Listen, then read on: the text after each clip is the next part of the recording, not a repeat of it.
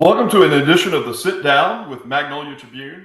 I'm Magnolia Tribune CEO Russ Latino. We're glad to have you today. If you're not already following Magnolia Tribune, you can check us out at magnoliatribune.com. There you can get news, opinion, business, and culture coverage from across Mississippi. You can sign up for our newsletter that goes out 6 times a week. Over 70,000 Mississippians are currently receiving that newsletter. You can also follow us on social media platforms at Magnolia Tribune on Twitter, Facebook, LinkedIn, you name it. We'd be glad to have you be a part of the family as we go about telling Mississippi's true story. We're happy to do that in part today by introducing Congressman Michael Guest. Congressman Guest is the congressman from the 3rd Congressional District here in Mississippi. Congressman Guest.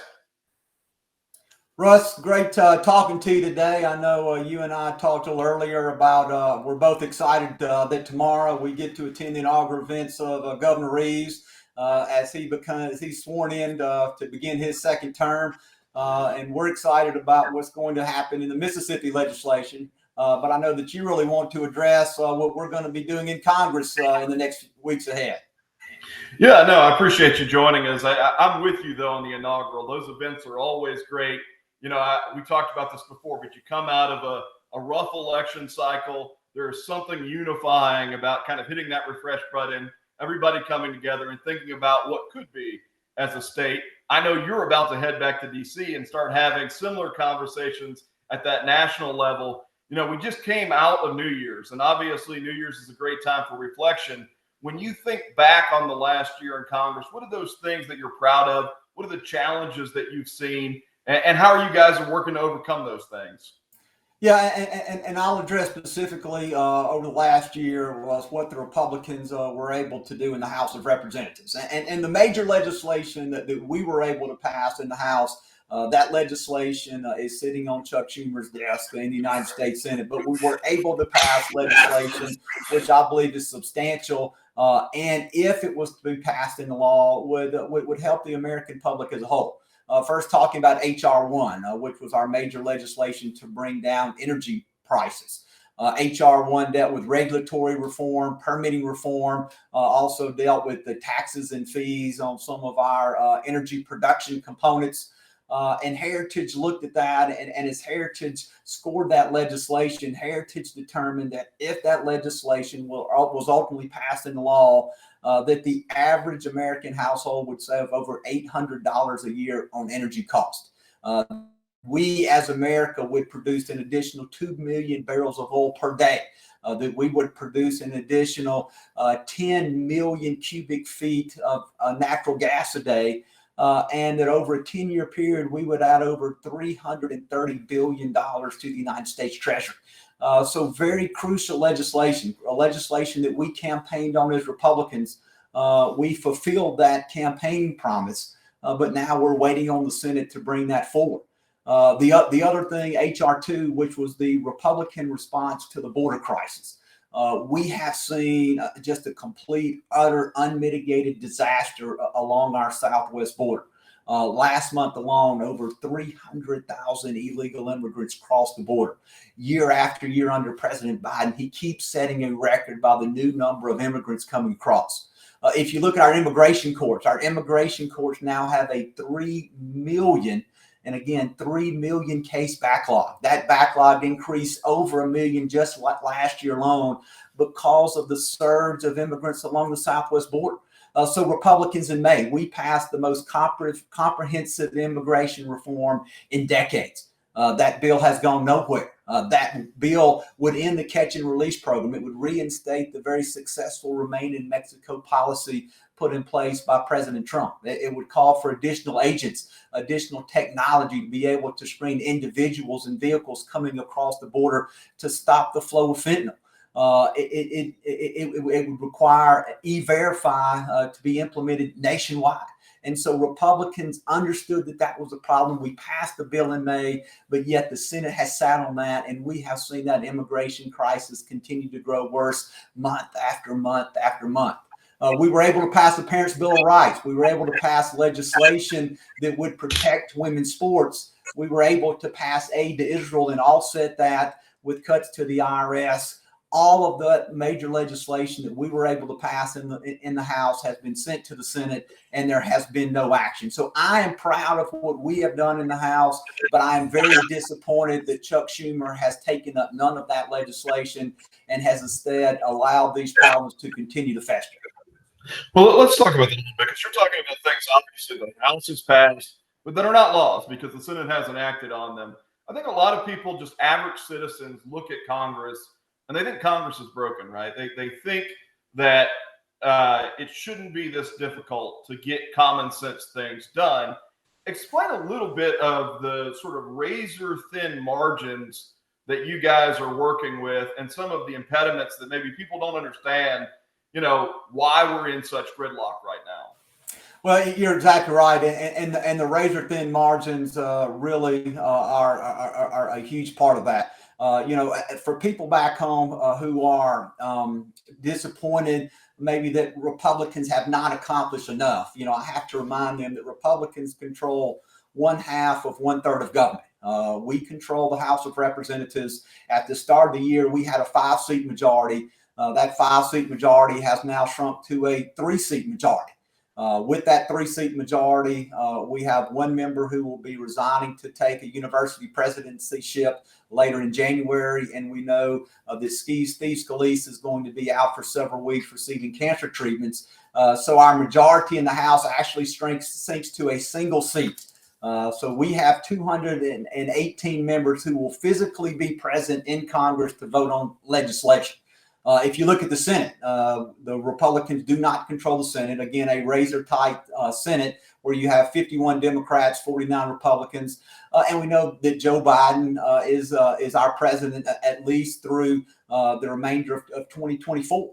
And so that creates a perfect recipe, if you will, for gridlock, where a handful of people can shut down legislation. And so that's really what we've seen a lot this year. We've seen the inability for Republicans and Democrats, for the right and the left, to be able to work together to advance legislation forward. And so it has created a sense of gridlock in Congress. I will say again, I think that the House has passed important conservative pieces of legislation, but it's legislation that so far we have been unable to force Chuck Schumer and the Senate to take up and vote on.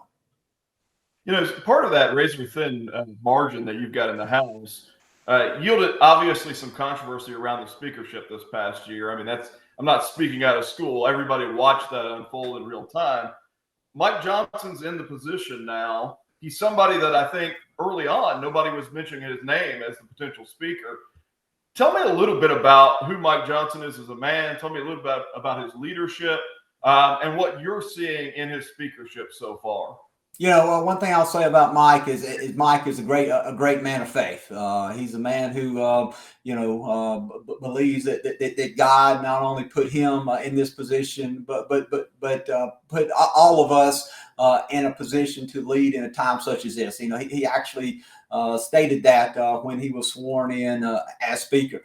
He shares our beliefs, our common beliefs on things such as traditional marriage. He's pro-life. He is a constitutional conservative. And so Mike was really thrust into this role when no one was able to take the reins. If you remember, after Speaker McCarthy was removed from the speakership, first it was Steve Scalise, then Jim Jordan, then Tom Emmer. All of those individuals either failed to get 218 on the floor, or in the case of Scalise and Emmer, didn't even go to the floor to try to get those votes because they were able to quickly ascertain that they would not get the necessary votes on the floor. And Mike kind of came to that job by default, but he came to that job by default because he was in leadership. That he was well known to be conservative, and he was well liked and really had no political enemies. And so he's been given a lot of leeway over these first few months of his speakership to try to be able to get his footing, to try to be able to put himself in a sound position that he can negotiate with the Senate, negotiate with the White House for us to be able to get conservative wins. One of the things that led to that moment of turmoil where ultimately Speaker Johnson became Speaker was questions really about the budget, right? You had members in the House who wanted to reduce the size of government spending. And then there was a lot of controversy about the mechanism and how best to do that. Yesterday evening, Speaker Johnson and Chuck Schumer announced in the Senate, announced at least an agreement on a top line number for a budget for this year. Talk a little bit about what that process is going to be, because I know you guys are up against some deadlines. Yeah, and so one of the things that we've been waiting on for the House and Senate negotiators to come together and begin hashing out language for the 12 spending bills was first and foremost a top line number. If you remember back months ago during the debt ceiling, there was an agreed upon number between then Speaker McCarthy and the president of $1.59 trillion.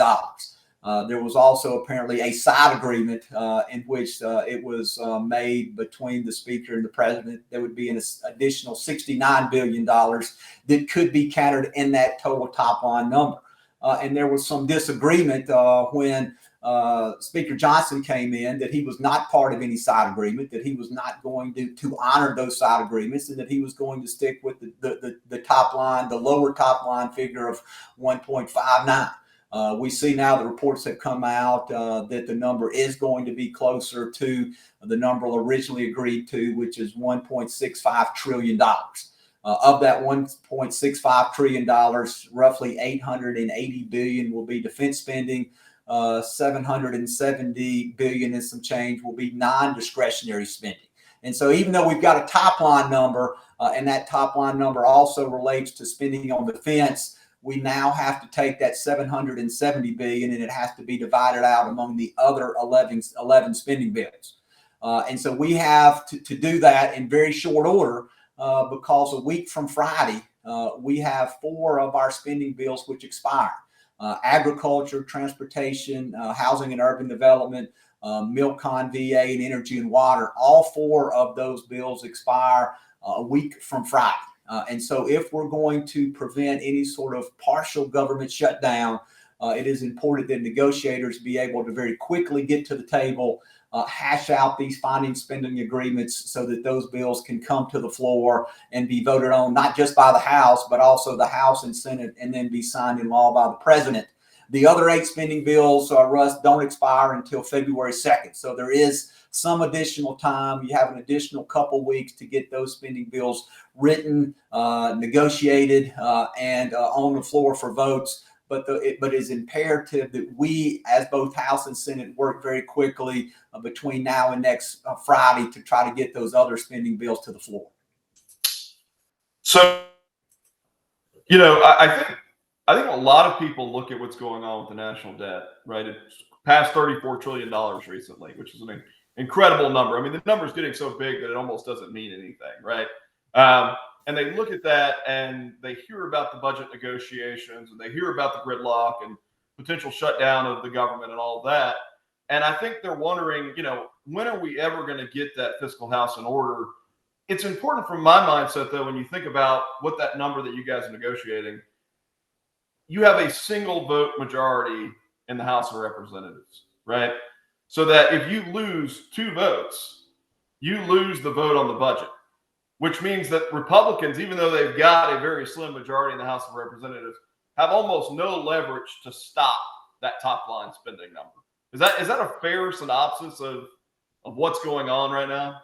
It is a fair synopsis, and what Russ, and I know, and maybe some of your listeners do or don't know, is when you talk about government spending, the non-discretionary spending, so money that is on the mandatory spending, is 75% of our budget. So the mandatory spending includes Social Security, Medicare, Medicaid. That makes up roughly 67% of all federal spending. Now debt service makes up close to 8%. So 75 cents out of every dollar that we spend as a government does not come through Congress. It is on automatic cruise control. And so Congress really only controls at this point a quarter of our spending. And of that quarter of the spending, half of that, or actually a little more than half of that, goes to military spending. And I think that most people would agree that in this geopolitical environment where we see conflicts that are raging in Europe, in the Middle East, where we see rising tensions in the Far East, that it is imperative that we invest in our military, that we invest to make sure they are the best equipped and best trained, and that they be prepared to fight wars on multiple fronts. It becomes very hard for us to make a big dent in that $34 trillion deficit that you talked about. And as that deficit continues to rise, we are going to then have to allocate more and more money to service that debt. It is projected that very soon, particularly with the rise in interest rates, that we may have debt service of over $1 trillion a year.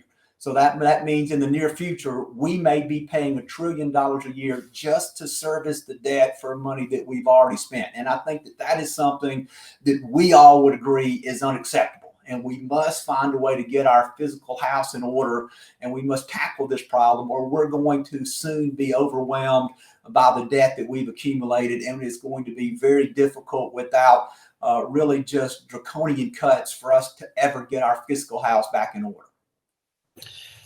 I think there are a lot of people who look at the situation with our budget and they say, okay, if it's that bad, should we really be involved in some of these geopolitical fights across the globe? I started talking about this a couple of years ago.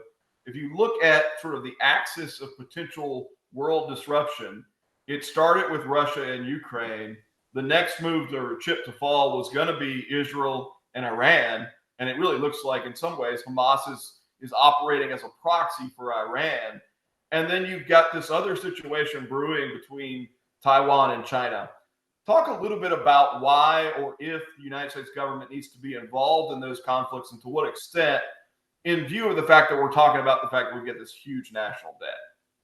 You're exactly right. I mean, you've got three key flashpoints that all appear to be heating up simultaneously. We know in Europe that the war between Ukraine and Russia now has raged now going on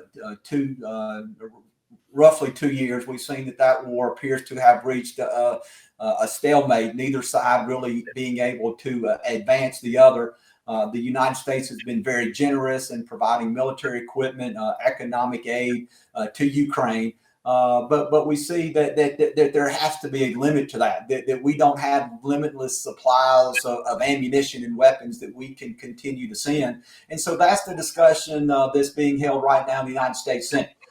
In addition to that, you talk about what's happening in Israel, whether it be with Hamas and the Gaza Strip. We see in northern Israel, we see that it seems that things are heating up with Hezbollah, again, another Iranian-backed terrorist organization. We see activity in Syria, and we see the Hutu rebels who are trying to sabotage shipping in the Red Sea. And so we see a great area of uncertainty, really a flashpoint that could quickly expand outside of what we're seeing right now, which is fairly limited to Israel and Gaza.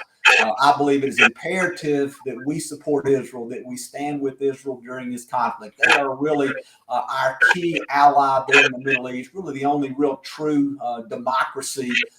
We have security agreements with them. We were the first nation to recognize Israel after they won their independence. And so it's important for us to continue to stand with the Israeli people as they fight back against those terrorist organizations. And then we see what's happening in the South China Sea, particularly as China is saber rattling toward Taiwan. Taiwan is a key strategic trading ally with the United States. Much of our semiconductors that we use in goods throughout our country, those semiconductors are made in Taiwan. If China were to make a play on Taiwan, that would impact our ability to obtain those semiconductors to make cars, computers, televisions, refrigerators, all those things that now require that computing capacity. And so in a time like this, it's important that we build our military up and that we also work to make sure that we have an industrial base that can produce the military equipment that we need. That's been one thing that we have seen has waned over the years. As we've had a more of a peacetime economy, we've not had to worry about making the munitions, being able to produce those domestically. And that's something that we must focus on. We must make sure that we can produce what we need domestically if the United States were at some point in the next decade or so on to be drawn into some sort of larger global conflict. One of the things, and this would be a domestic policy, in 2017, the Congress and President Trump teamed up. They passed the Tax Cut and Jobs Act. There are a bunch of provisions of the Tax Cut and Jobs Act that are due to go away in 2024 and to start rolling off in 2024. What is the prospect of reauthorizing the tax relief that Congress previously gave to the American people? That's why this next election cycle is so important. If we want to preserve the Trump tax cuts, it's important that Republicans not only retain the majority in the House and hopefully grow that majority, but that we retake the Senate. And I feel very optimistic at this point about our chances to retake the Senate. We need a net gain of 2 seats in the Senate. The Senate map shapes up very well for Republicans. West Virginia, with Joe Manchin retiring, is almost an automatic pickup. As a Republicans, we feel very good about Montana, Ohio, Pennsylvania, Arizona, and really even Nevada right now with Joe Biden's polling numbers being so low. And so I think that there is a great opportunity for us to pick up those additional seats, those 2 seats, and hopefully far more than that in the Senate. And then we've got to win back the White House. We've got to make sure that President Trump is able to be reelected. If you look at polling numbers, particularly in battleground states, you'll see that President Trump is polling very well against Joe Biden, that his polling numbers and his disapproval numbers are so high that in battleground state after battleground state right now, that shows Donald Trump actually beating Joe Biden in those states. With Joe Biden is underwater with independent voters. He's underwater with Hispanic voters. And so that is why this next election cycle is going to be one of the most critical election cycles in our nation's history. And I do feel right now very optimistic that Republicans can retake the White House, that we can retake the Senate, and that we can hold on to the House. One of the things about the House that is still uncertain is because of certain court challenges. There's still some redistricting that will be going on between now and next November. New York, one of those states where they are going to redistrict. We feel that the redistricting in New York will lean more heavily toward Democrats, and that some Republican seats will be drawn into Democrat districts. We know in Alabama, they created a second majority-minority district, and you have 2 Republicans who were drawn into the same district, Jerry Carl and Barry Moore. So we will very likely be losing a Republican seat in Alabama. We will very likely potentially be losing a Republican seat in Louisiana. The courts have ordered the Louisiana legislature to redraw their districts between now and the end of January, creating again a second majority-minority district. And so the House is still a little uncertain, a little fluid, if you will, as to kind of where all those seats are going to look like. But that and what we're seeing going on across the globe, the rise in inflation, the crisis on the southern border, I think that creates great opportunities for Republicans to do not only extremely well in elections, but once we're elected, to be able to govern with conservative policies that the American public expects and deserves. So I'm not surprised that your answer is we got to elect more Republicans. That's understandable given the fact that you are a Republican. Let's assume that Republicans increase the margin in the House. Let's assume that they pick up the Senate, and let's assume that there's a Republican in the White House come January 2025. What is the plan from a Republican point of view to tackle some of these big issues that we've talked about? Spending, the crisis at the border, some of these foreign entanglements. What does it look like if you guys have the power to make a difference on those policies? Well, I think that gives us the ability to write the legislation, both in the House and in the Senate. It gives us the ability to put the Democrats on the defense and to use things such as the budget reconciliation process, where we can go around those Democrats in the Senate who will oppose the conservative legislation that we're attempting to pass. As long as the filibuster's in place, and I'm not one who is advocating that the filibuster be removed, because the filibuster has, in many cases, been helpful to Republicans when we've not controlled either chamber of commerce, either chamber of Congress. But we will be able to do things, and the use of the White House, the bully pulpit, and the executive orders, the things that the president can do unilaterally with a conservative and a Republican-controlled House and Senate. I think that you will be able to see changes that will occur very quickly. Now, will all the major changes occur overnight? No. Will we still be battling over immigration policy? That will probably be something that we will continue to battle over, but we will have different weapons at our disposal to be able to tackle some of these issues. I mean, right now, with a Republican-controlled House of Representatives that is somewhere between 1 to 3 votes, we don't have a lot of leverage. There's not a lot of pressure points that we can push right now. But if we have the White House, we have the Senate, we have a House of Representatives with a larger margin than 3, I think that you'll be able to see that conservatives will be able to advance their agenda much further and much quicker than what we're able to do right now. Right now, Russ, more than anything, we're playing defense. We want to get back on offense. And to get back on offense, we've got to have the Senate and we've got to have the White House. All right, so we've talked about some serious stuff. Let's end on a couple lighthearted questions. New Year's resolution you want to share with the audience? I'll say professional New Year's resolution is one of the things that we're focused on this year is the 186, the air refueling wing over in Meridian.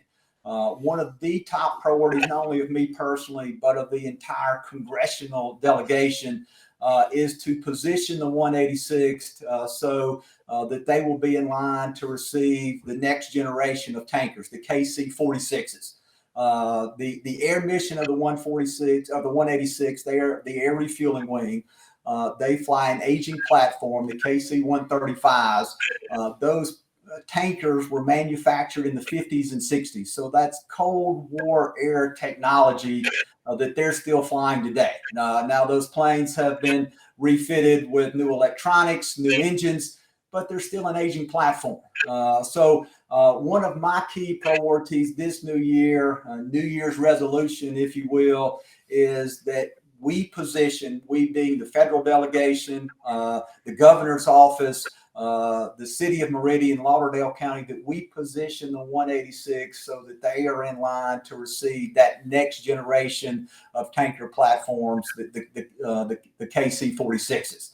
And then on a personal note, talking about these upcoming elections, one of my key priorities is to make sure that Donald Trump is elected our next president. I was proud to join Tate Reeves and our other statewide elected officials to be part of the Trump leadership team.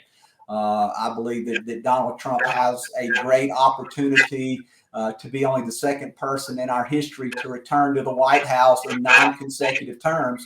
I believe that the American public is hungry for someone like Donald Trump, a leader, a fighter, somebody who's not going to get up there and just talk, but who's going to accomplish something. And so those are my 2 goals this year to hopefully be able to accomplish both those goals. And if we're able to, I'm going to say it's been a great year. Who you got tonight, Washington or Michigan? I'm pulling for Washington. Will Rogers, a Brandonian, former Mississippi State quarterback, will be attending Washington next year. So I'm pulling for Washington. If I was a betting man, I would probably put my money on Michigan, but my heart lies with the Huskies. What about you? I'm pulling for Washington as well. I don't like Jim Harbaugh very much, but that Michigan defensive line is for real based on what they did against Alabama. So I'm kind of like you. I'm rooting for Washington, but I got to think that Michigan's got the upper hand. And look, enjoyed this very much. Yeah, hey, look, thank you so much. And I hope tonight's game is as interesting as those 2 college football playoffs games that we were able to see last weekend. Those were 2 of the best college football games I've seen in a long time. So we'll hope tonight's a good night. Go Huskies. There you go. Thank you, sir. We've been talking with Congressman Michael Guest, a great sit down today with Magnolia Tribune. If you go to magnoliatribune.com, you can sign up for our newsletter. We send news out 6 times a week to 70,000 Mississippians. We'd love for you to be a part of that. You can also follow us at Magnolia Tribune on Facebook, Twitter, LinkedIn, all of the platforms. Hope you're having a great one. Look forward to our next sit down.